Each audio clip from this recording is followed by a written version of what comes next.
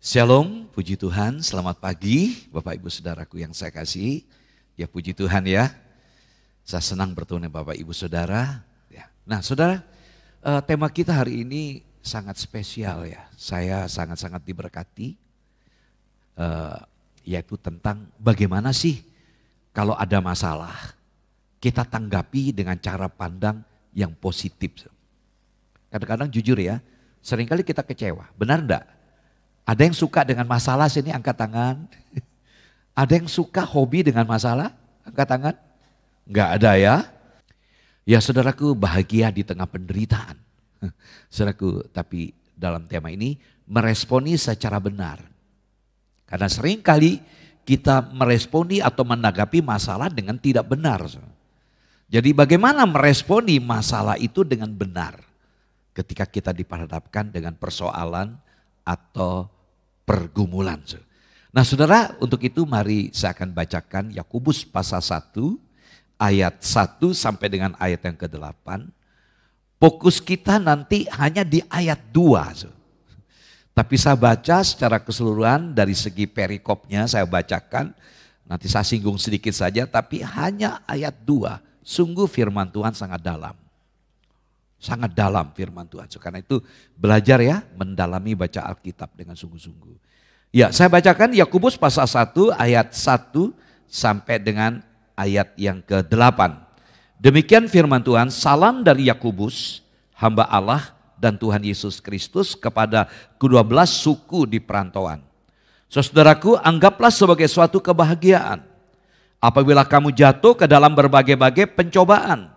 Sebab kamu tahu bahwa ujian terhadap imanmu itu menghasilkan ketekunan. Dan biarkanlah ketekunan itu memperoleh buah yang matang. Supaya kamu menjadi sempurna dan utuh dan tak kekurangan suatu apapun.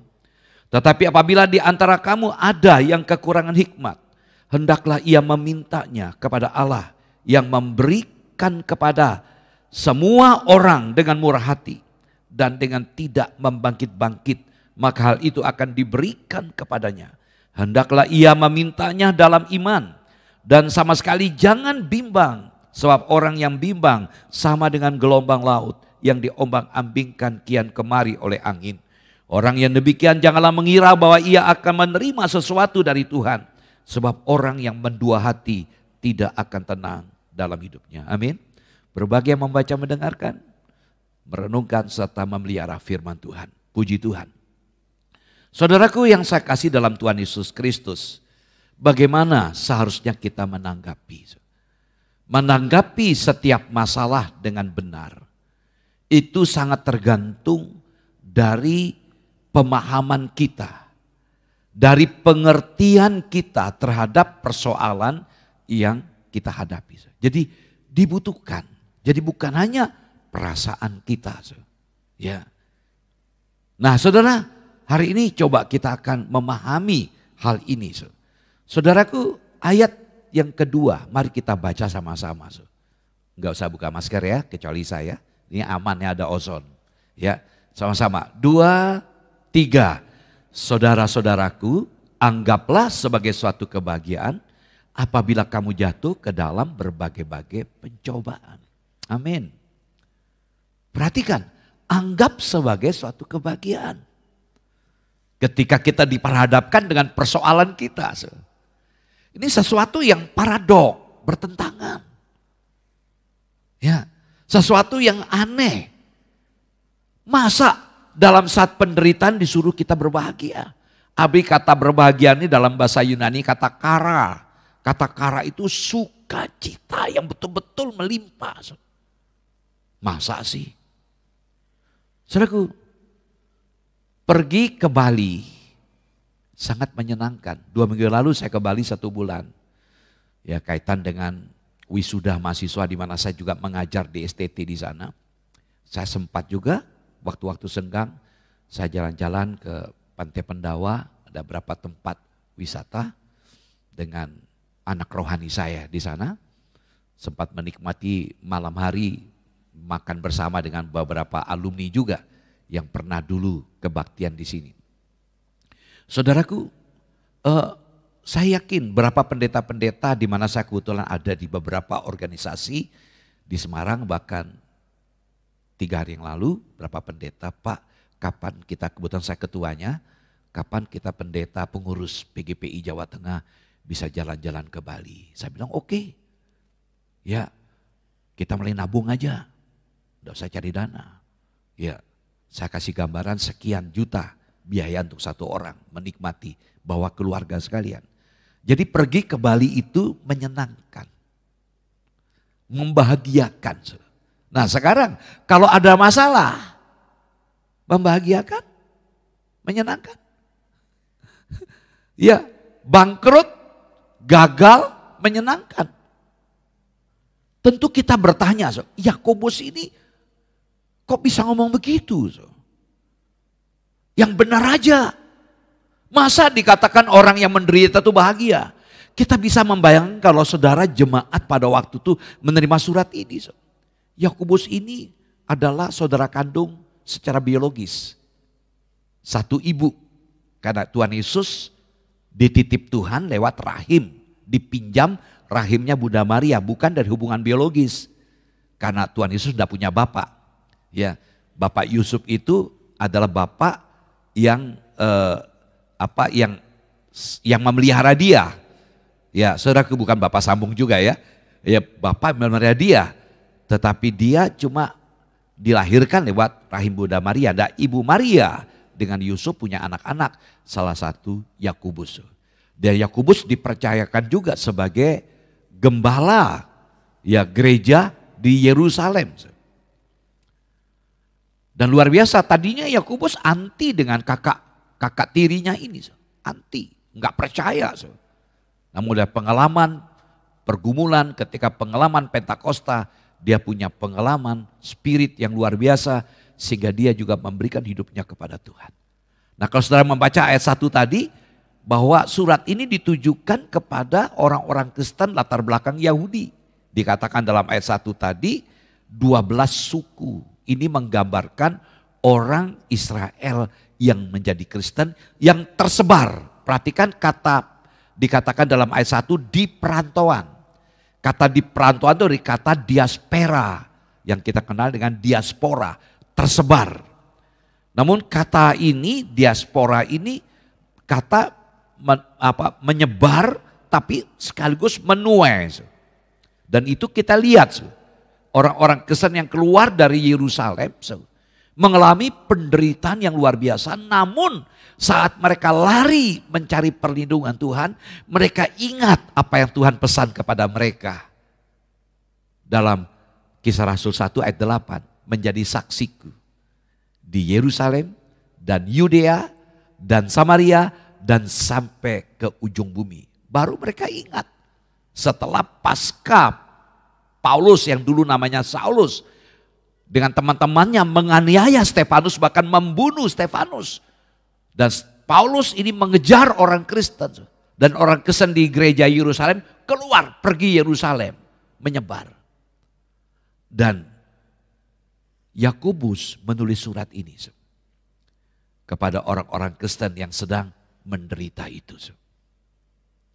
Nah kita bisa bayangkan sudah tinggalkan rumah, tinggalkan pekerjaan, problem begitu berat. Sekarang Yakobus berkata, anggaplah sebagai suatu kebahagiaan. Saya yakin saudara akan protes, pendeta enak aja ngomong. Enggak tahu susahnya saya, enggak tahu sakitnya saya, enggak tahu bagaimana penderitaan saya.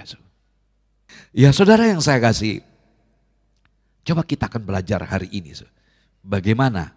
Ya, ada banyak muncul pertanyaan kalau kita sedang bergumul ya.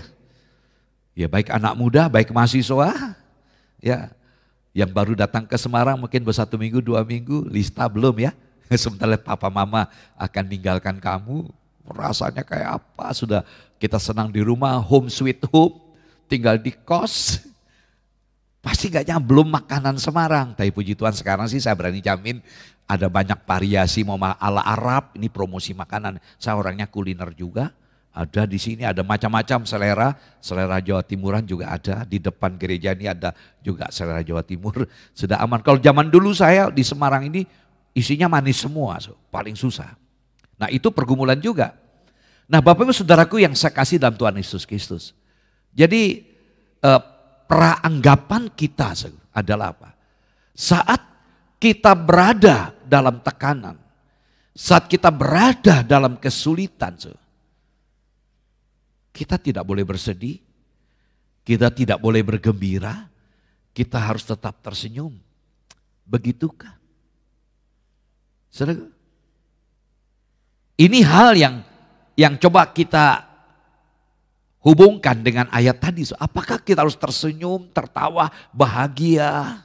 Saudaraku, ya. Ketika kita sakit, terkata, oh saya nggak sakit, begitu. Karena apa? Kalau sakit nanti takut dikatain nggak punya iman, ya, nggak disertai Tuhan. Kalau ngomong sakit nanti dicap pendosa. Nah hari ini kita belajar apa makna dari ungkapan ayat tadi. Anggaplah sebagai satu kebahagiaan bila kamu jatuh ke dalam berbagai-bagai pencobaan. Saudara yang saya kasih dalam Tuhan Yesus Kristus, ada 3 hal yang perlu kita. Pertama, ketika Yakobus berkata, anggaplah sebagai satu kebahagiaan bila kamu jatuh ke dalam berbagai pencobaan. Jadi kata anggaplah di sini bukan penyangkalan realita. Artinya apa? Kita tidak nyangkali keadaan kita. Kita terima keadaan kita. Jadi ketika kita sakit, kita ngaku memang kita sakit. Saudara, jadi ayat ini, kata anggaplah ini bukan, apa kita nih orang Jawa Timuran, apa orang-orang Jawa, orang Timur yang konotasinya menjaga hubungan dengan orang lain. Ya, menjaga hubungan relasi, seringkali kita ada rasa sungkan dengan orang. Ya, sungkan. Nah, lalu ketika baca ayat ini anggaplah, apa artinya rasakanlah. Oh bukan juga. Jadi konotasi kata rasakanlah atau anggaplah itu konotasinya ada terkesan kita ini menipu diri. Ya, sebenarnya kita sakit, kita tidak suka. Siapa yang suka menderita? Kita nggak suka dengan keadaan kita. Demi untuk menjaga relasi dengan orang lain. Untuk menjaga hubungan dengan orang lain. Untuk menjaga perasaan dengan orang lain. Supaya orang lain tidak mungkin tidak menghakimi. Orang lain tidak terganggu karena kondisi kita sakit. Jujur aja. Maka seringkali ya. Di grup WA GBT Ngeserap ini. Jarang ada yang mau terbuka. Saya sakit tolong doakan. Ya. Jarang saya lihat. Kecuali kontak saya lalu saya bilangin. Tolong ya Pak Pendeta doakan saya. Oke, nanti saya masukkan di grup juga ya. Baik. Tapi sungkan. Kenapa sih? Nah inilah budaya kita. Kita mencoba menutupi. Sehingga apa? Ketika kita ada masalah, ada pergumulan, mungkin kita sehat. Tapi ada pergumulan keluarga, pekerjaan. Kita mencoba mengekspresikan rasa seperti tidak ada masalah. Ketika kita bertemu dengan teman-teman. Shalom, apa kabar? Kabar baik, good news. Sebenarnya kita sedang menipu diri. Kenapa sih kita harus sungkan ngomong? Oh, saya lagi kurang. Ada masalah, ada problem. Memang budaya kita nggak bisa seperti itu. Ya, kita menutupi itu supaya ada kesan sebenarnya tidak bahagia, tapi dianggaplah kita ini bahagia. Saya punya teman pendeta pernah khotbah di sini dari Makassar, ada 2 kali khotbah di sini.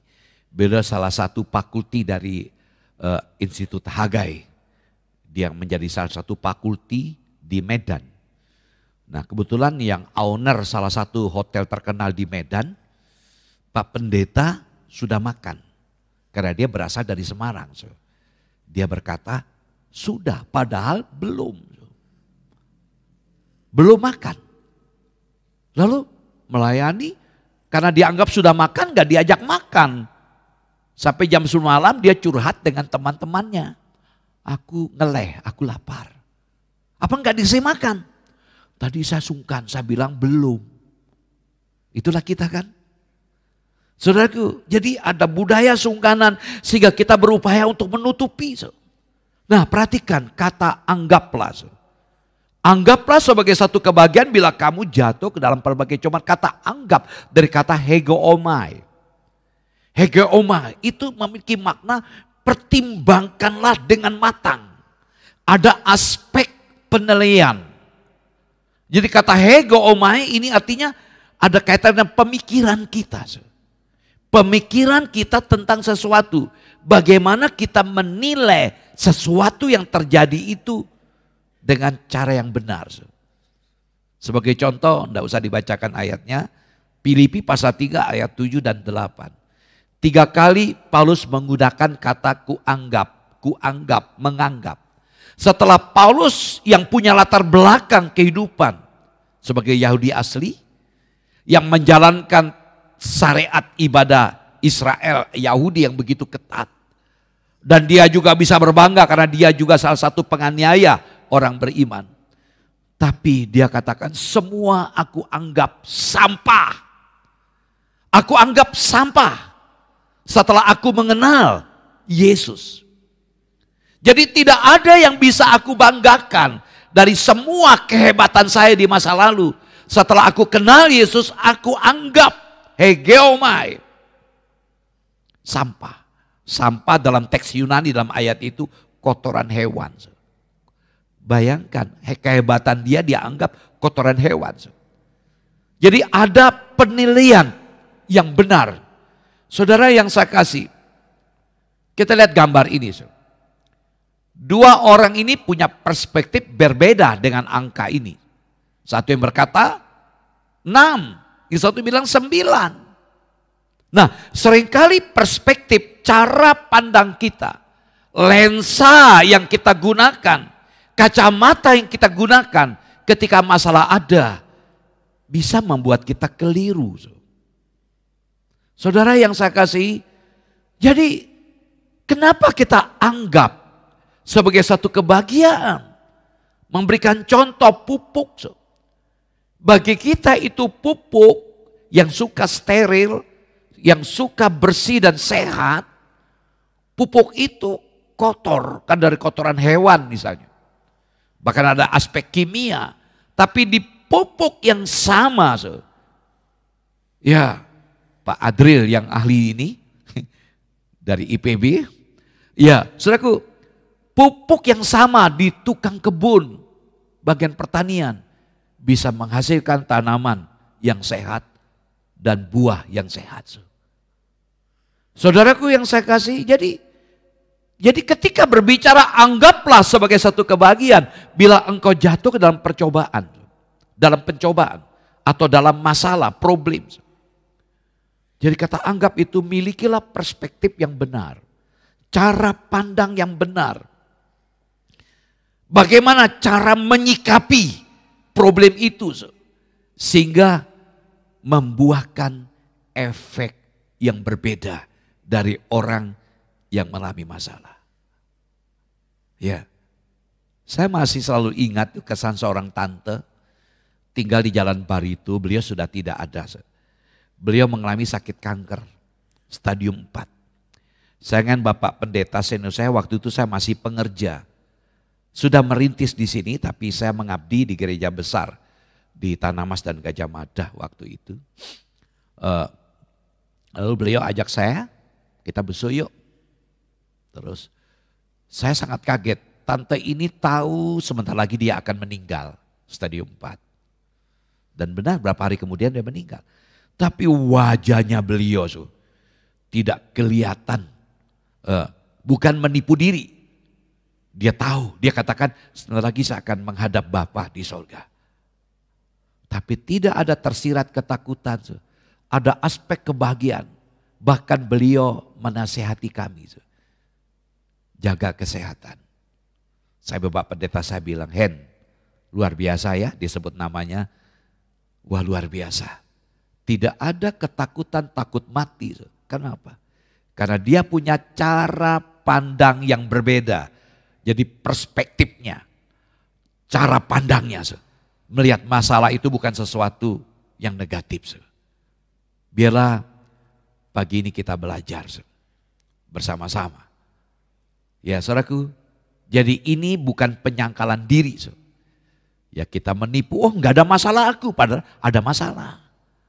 Ya saudaraku, yang kedua, kita akan belajar yang kedua. Oh sorry, saya antarkan ayat dulu. Mengapa kita harus memandang pencobaan sebagai satu kebahagiaan? Ini poin yang kedua. Kita baca ayat 3 sama-sama. 2, 3.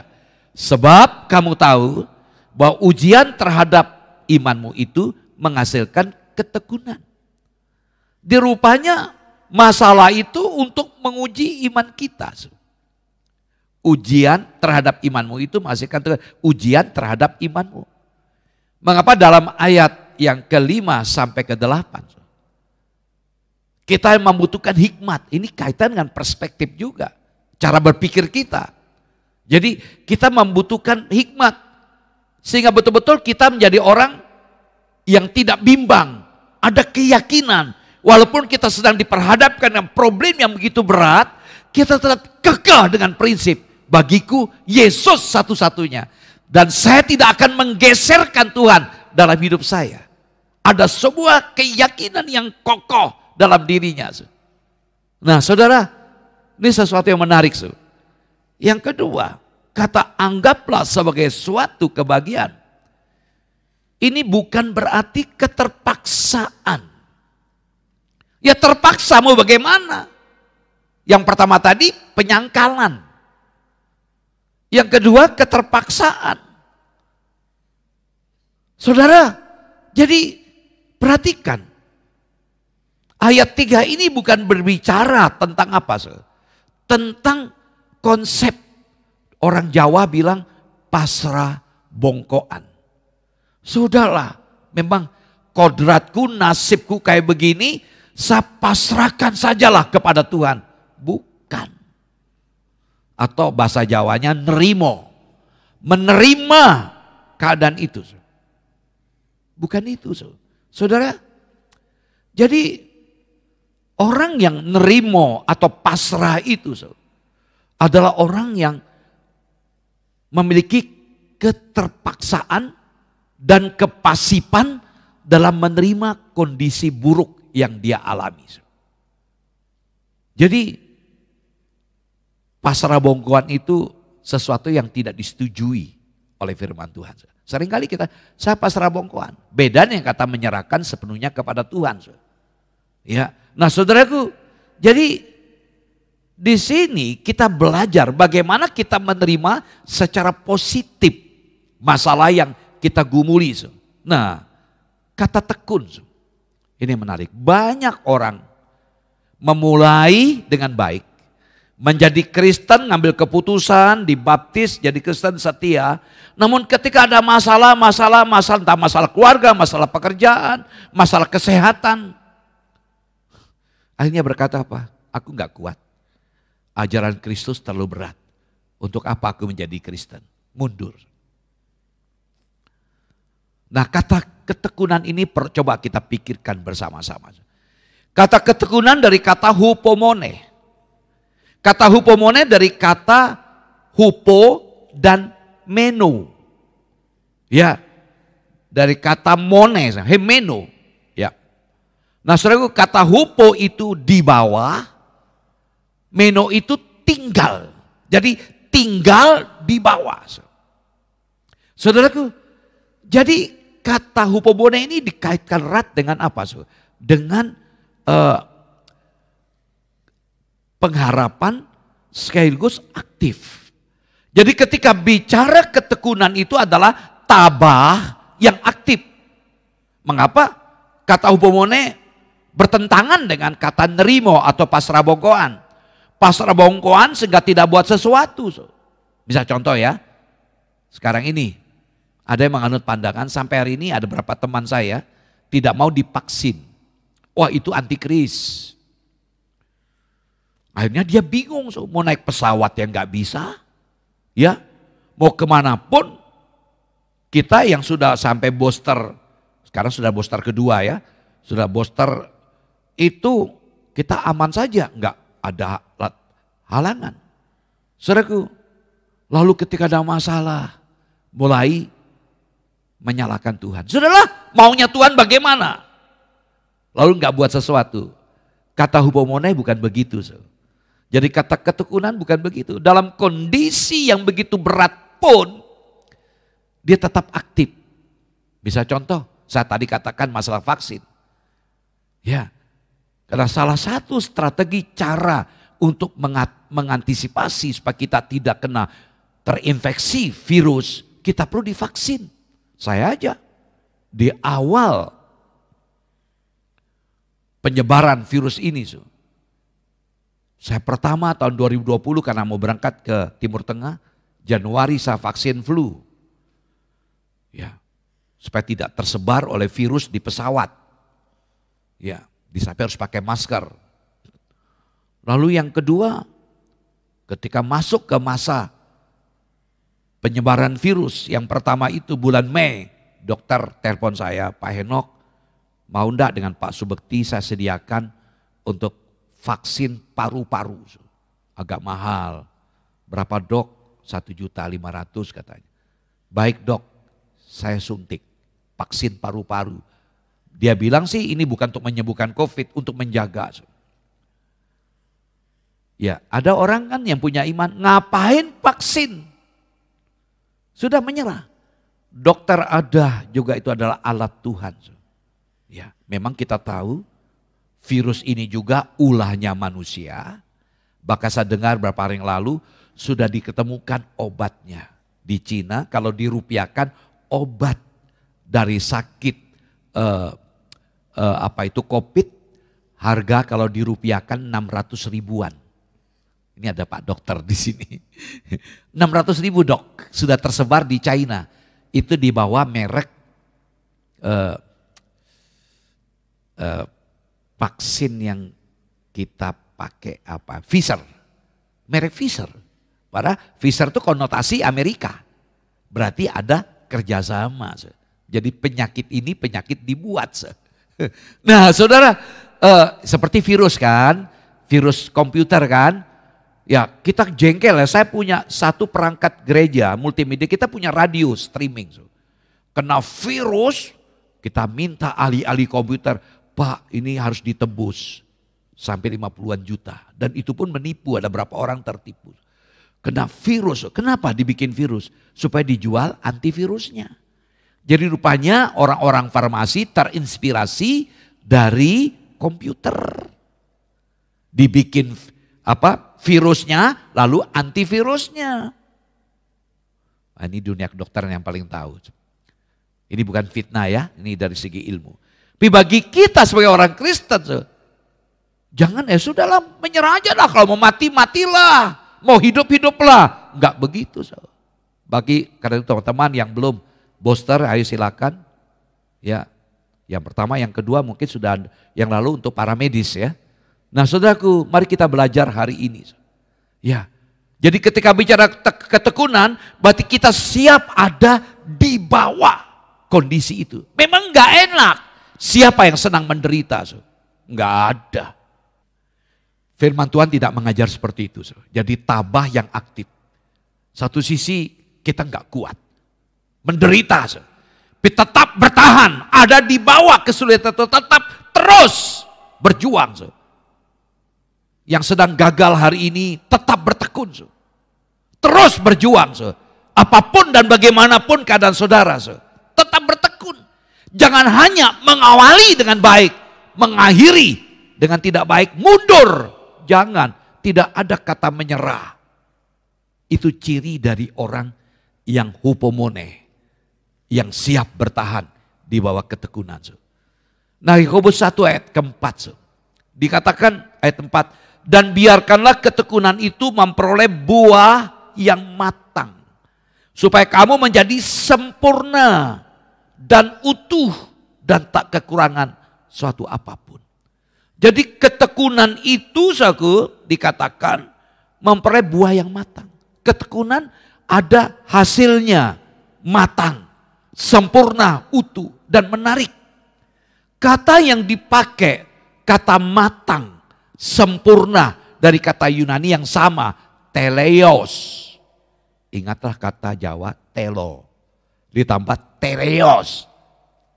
Itu artinya apa? Kedewasaan, lengkap. Jadi penderitaan itu membuat kita dewasa. Penderitaan itu membuat kita berkarakter. Jadi tingkatan kerohanian kita itu lewat sebuah proses. Dari masalah-masalah yang kita hadapi sehingga kita dewasa. Mengapa aneh kalau ada orang gereja, ada masalah, ngambek, marah, protes.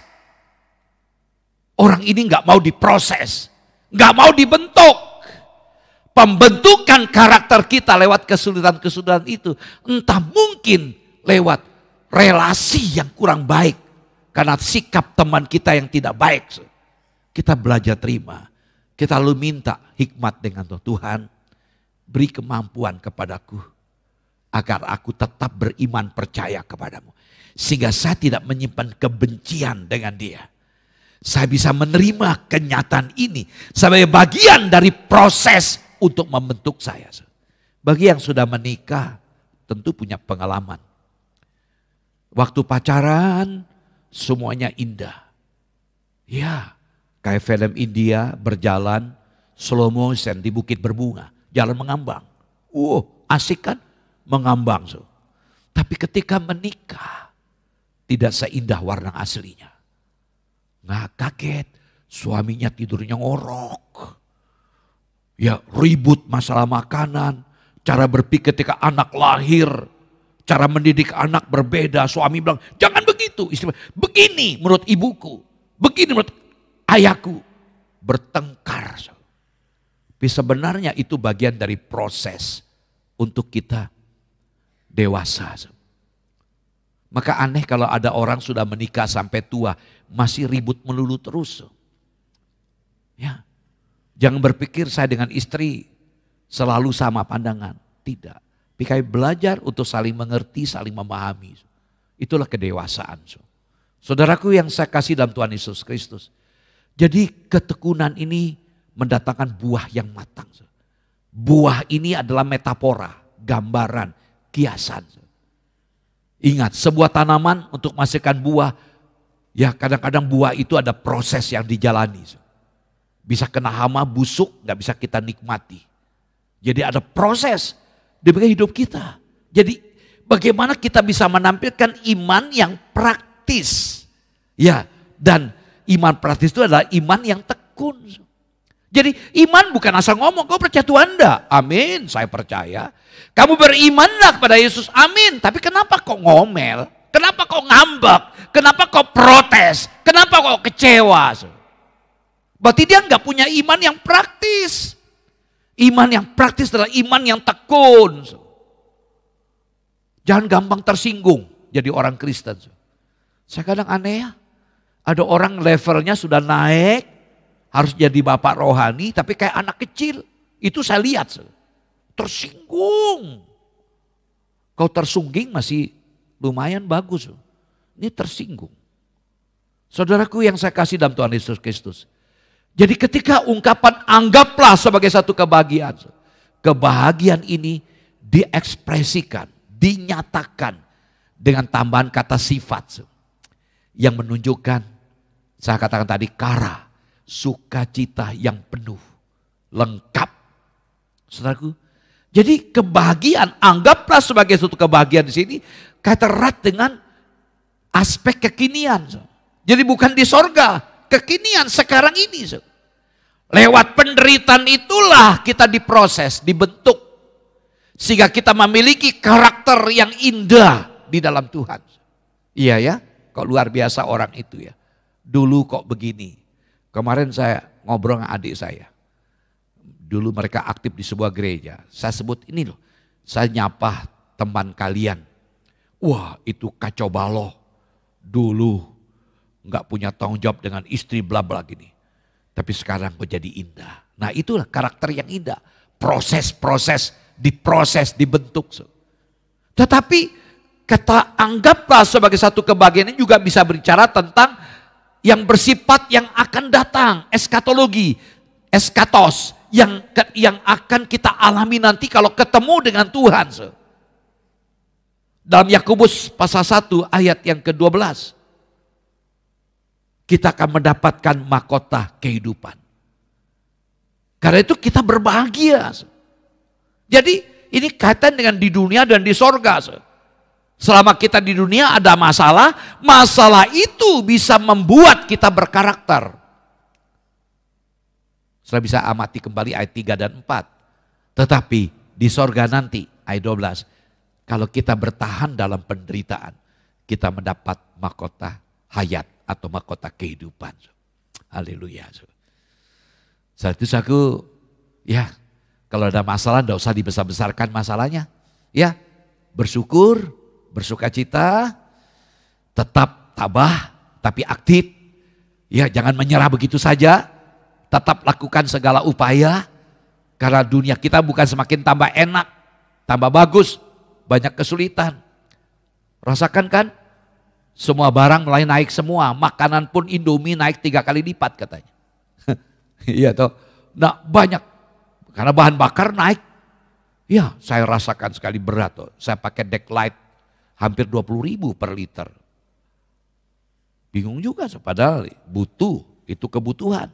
Sampai anak saya bilang, Pi, beli mobil listrik. Hemat energi. Tetapi uangnya mana? Mobil ini dijual bagaimana? Kadang-kadang kita lebih berpikir begitu ya. Ada banyak hal yang bisa membuat kita patah semangat di dunia akhir ini. Jujur aja, tambah sulit semuanya. Gaji belum naik, ya kan?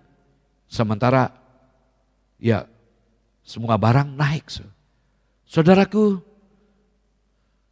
kita lihat di belakang langit biru ada mahkota yang Tuhan sediakan.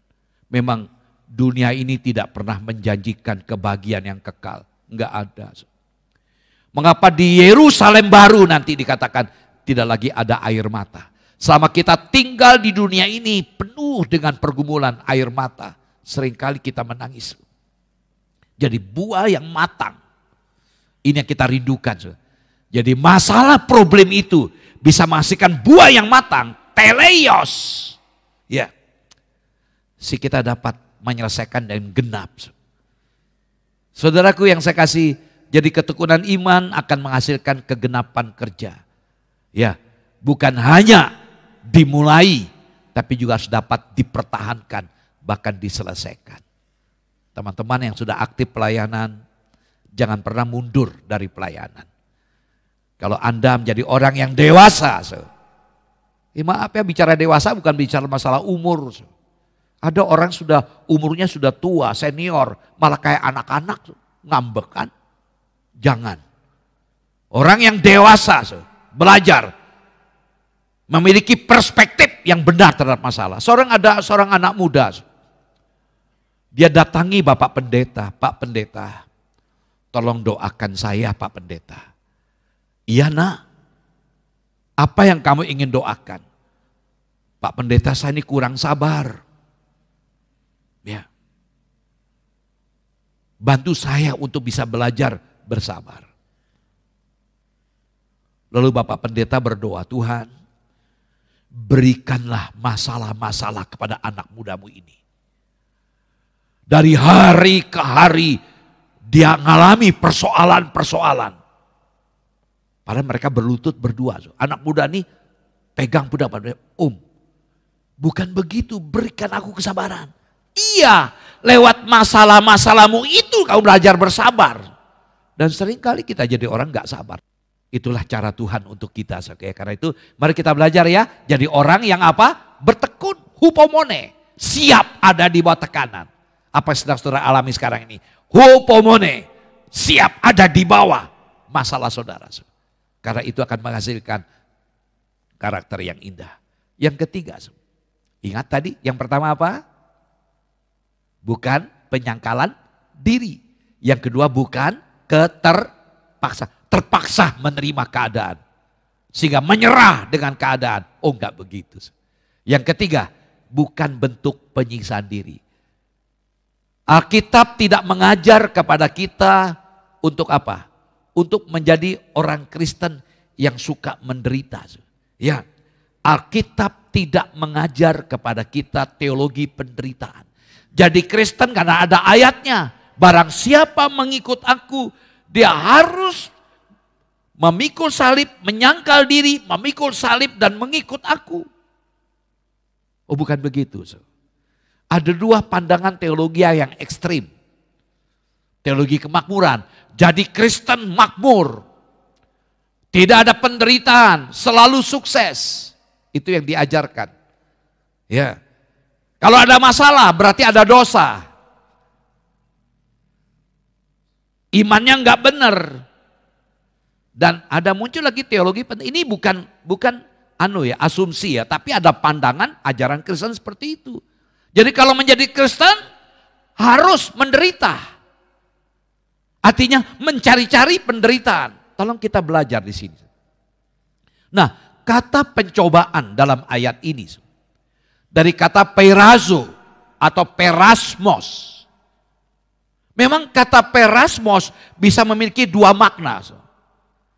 Satu sisi mencoba, maka menggunakan kata pencobaan. Satu sisi bisa menjadi ujian.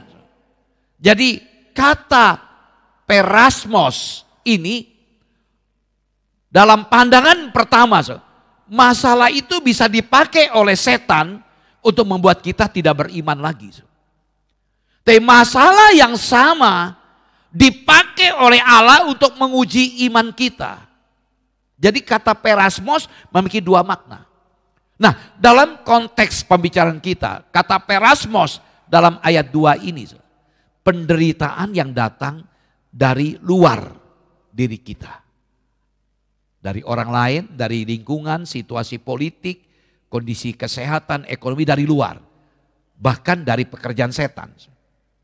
Tapi dalam ayat 13-14, apa saya bacakan ya? Bisa lebih dalam perspektif kita. Saya bacakan. Yakobus pasal 1 ayat 13-14. Apabila seorang dicobai, janganlah ia berkata, pencobaan ini datang dari Allah. Oh, pencobaan tidak pernah datang dari Allah. Ya, sebab Allah tidak dapat dicobai oleh yang jahat. Dan ia sendiri tidak mencobai siapapun. Tapi tiap-tiap orang dicobai oleh apa saudara? Oleh keinginannya sendiri. Karena ia diseret dan dipikat olehnya. Saya baca terus. Dan apabila keinginan itu telah dibuahi, ia melahirkan dosa. Dan apabila dosa itu sudah matang, ia melahirkan maut. Perhatikan. Pertama, dalam ayat yang ke-14, dari keinginan lalu diseret, lalu yang ketiga dipikat, lalu apa lagi, lalu dibuahi, habis dibuahi dilahirkan, namanya dosa, dan dosa melahirkan maut. Maka jaga keinginan kita. Jadi dosa itu, pencobaan itu bisa muncul karena keinginan kita juga. Tapi ayat yang saya bicarakan tadi, ayat 2, anggaplah sebagai satu kebahagiaan, itu bukan masalah dari keinginan kita. Sementara kita berjalan bersama dengan Tuhan. Kita memberikan hidup kita kepada Tuhan. Kita ingin memberikan yang terbaik kepada Tuhan, lalu ada masalah itu datang. Ini ayat ini bicara tentang itu. Saudaraku, jadi pencobaan di sini bukan yang kita buat. Kita tidak diminta cari-cari pencobaan, cari-cari masalah demi iman kita kepada Tuhan. Oh enggak begitu. Nah saudaraku, dikatakan dalam ayat 2 tadi, anggaplah sebagai satu kebahagiaan apabila kamu jatuh. Perhatikan kata jatuh. Kata jatuh dari kata peripipto. Peripipto dalam bahasa Yunani artinya saudaraku, keadaan yang tidak direncanakan. Sementara kita berjalan bersama dengan Tuhan, kita punya keyakinan Immanuel, Tuhan beserta dengan saya. Saudaraku. Lalu tiba-tiba kita diperhadapkan. Kita yakin Tuhan bersama dengan kita. Dan kita diperhadapkan dengan masalah itu dan tidak terhindarkan. Itu namanya jatuh di sini. Lalu dikatakan dalam ayat 2 tadi, jatuh ke dalam. Jatuh ke dalam artinya bertemu dengan. Sementara kita berjalan, kita dipertemukan dengan keadaan yang sebenarnya tidak kita sukai. Keadaan yang tidak pernah kita senangi. Yang selalu kita doakan supaya kita lepas dari masalah itu. Namun kita diperjumpakan dengan hal itu. Karena itu kita diminta untuk bertekun. Saudaraku yang saya kasih dalam Tuhan Yesus Kristus. Kata berbagai-bagai ini menarik. Jatuh ke dalam berbagai-bagai. Nah, kata berbagai-bagai ini memiliki makna beraneka ragam. Aneka ragam. Digambarkan benang. Benang itu warna-warni. Di tukang petenun. Jadi permadani. Yang indah. Jadi masalah itu bisa membuat, tadi poin kedua, membuat kita memiliki karakter yang indah. How? Luar biasa kan? Karena itu belajar bersyukur. Jangan suka ngomel terus aku. Ya. Coba kita buka 1 Petrus pasal 1. Wow, ayat luar biasa. 1 Petrus pasal 1 ayat 6 dan 7. Saya bacakan ayat ini. Bergembiralah akan hal itu. Sekalipun sekarang ini kamu seketika harus berduka cita. Oleh berbagai-bagai pencobaan. Maksud semuanya itu ialah untuk membuktikan kemurnian imanmu. Yang jauh lebih tinggi nilainya daripada emas yang fana. Yang diuji kemurniannya dengan api. Sehingga kamu memperoleh puji-pujian dan kemuliaan dan kehormatan. Pada hari Yesus Kristus menyatakan dirinya. Petrus membuat surat ini kepada jemaat yang mengalami tekanan hidup akibat penderitaan kekejaman pemerintahan Romawi.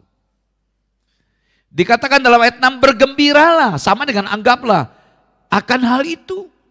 Kamu bergembira ketika ada masalah itu terjadi. Dan perhatikan ada kata ungkapan yang menarik. Bergembiralah akan hal itu sekalipun sekarang ini kamu seketika. Perhatikan. Kata seketika itu berarti apa? Tidak selamanya. Jadi persoalan itu tidak selamanya. Ayat 7 menjelaskan kepada kita. Digambarkan seperti emas. Emas itu dari batang, dari logam campur mineral, ada banyak logam yang lain. Untuk jadi emas yang murni dilebur dalam dapur api.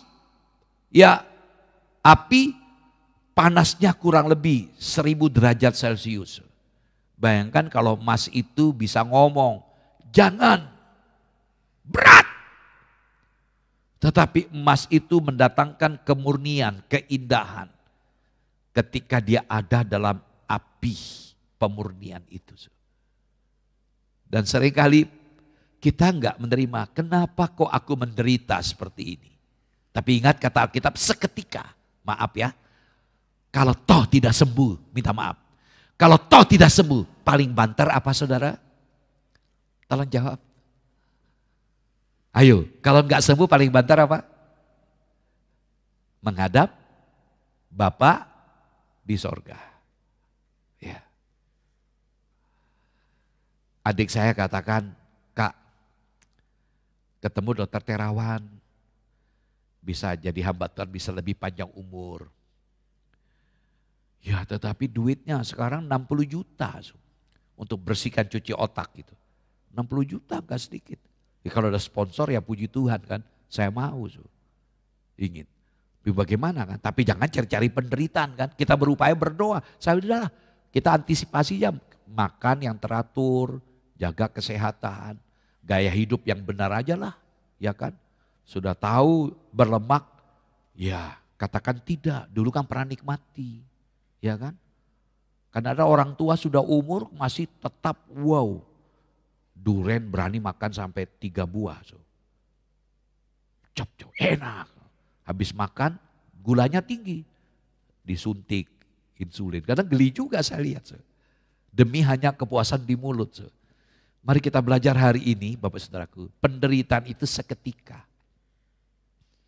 Dan kita akan dimurnikan seperti emas. Saudara, jadi kita belajar dari Ayub ya. Coba satu ayat lagi. Saya ingin tutup ini kisah Ayub. Ayub pasal 23. Wow, luar biasa. Ayub pasal 23 ayat 8 sampai dengan ayat 12. Ayub pasal 23 ayat 8 sampai dengan ayat 12.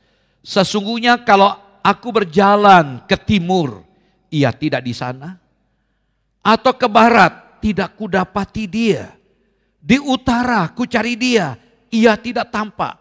Aku berpaling ke selatan, aku tidak melihat dia. Karena ia tahu jalan hidupku. Seandainya ia menguji aku akan timbul seperti emas. Kakiku tetap mengikuti jejaknya. Aku menuruti jalannya dan tidak menyimpang. Perintah dari bibirnya tidak kulanggar. Dalam sanubariku kusimpan ucapan mulutnya. Ayub menceritakan dalam penderitaan yang sedang dia hadapi. Yang saya katakan seketika itu. Tapi berat. Seketika itu berat. Karena apa? Karena anaknya mati 10 orang. Semua kekayaan ludes, habis. Dan dia sendiri penyakitan. Dari kepala sampai kaki kena borok. Penderitaan sangat. Dan istrinya tidak berani dekat dengan dia. Bahkan teman-teman menjauhkan diri dari dia. Yang tadinya ingin memberikan penghiburan, malah menghakimi dia. Dan dia berkata, ke barat ku cari Tuhan, tapi tidak ada. Ke utara ku cari, tapi tidak ada. Ke timur ku cari, tidak ada. Ke selatan. Artinya apa? Ayub tidak menemukan kehadiran Tuhan dalam hidupnya. Yang dia rasakan adalah masalah, adalah problem yang begitu berat. Tapi dia berkata dalam ayat 10. Karena Tuhan tahu jalan hidupku. Mari kita belajar hari ini. Tuhan tahu jalan hidup saudara dan saya. Karena Allah yang kita sembah adalah Allah yang omniscient, maha tahu. Dia tahu jalan hidup saudara. Lalu apa kata Ayub? Seandainya Tuhan menguji aku akan timbul seperti emas. Biarlah kita rindukan ini, saudara. Ya, saudara, Tuhan Yesus mengatur dan mencampur pengalaman dalam kehidupan kita menjadi indah. Supaya Tuhan saja yang dipermuliakan. Orang Kristen abad pertama, dia punya keyakinan yang ekstrim untuk berkenan. Mereka rahib abad pertama itu untuk berkenan di hadapan Allah. Mereka tidur di atas paku, hidup bertarak. Artinya bertapa. Mereka rela menderita demi Kristus. Tuhan Yesus tidak mengajar seperti itu. Mari kita menjalani hidup ini. Ya, penderitaan itu bukan tujuan kita. Setuju? Penderitaan bukan tujuan kita. Tapi penderitaan itu bisa menjadi alat, sarana Tuhan untuk membentuk saudara dan saya. Karena itu kalau ada masalah jangan protes melulu. Jangan gampang marah, belajar sabarlah. Bertanyalah, berlututlah kepada Tuhan. Tuhan, apa yang Engkau mau dengan masalahku ini? Apa yang Engkau ingin kehendaki untuk aku bersikap? Berikan kepadaku hikmat. Supaya aku tetap percaya bahwa Engkaulah Tuhan yang aku andalkan dalam hidup ini. Amin. Tuhan Yesus memberkati.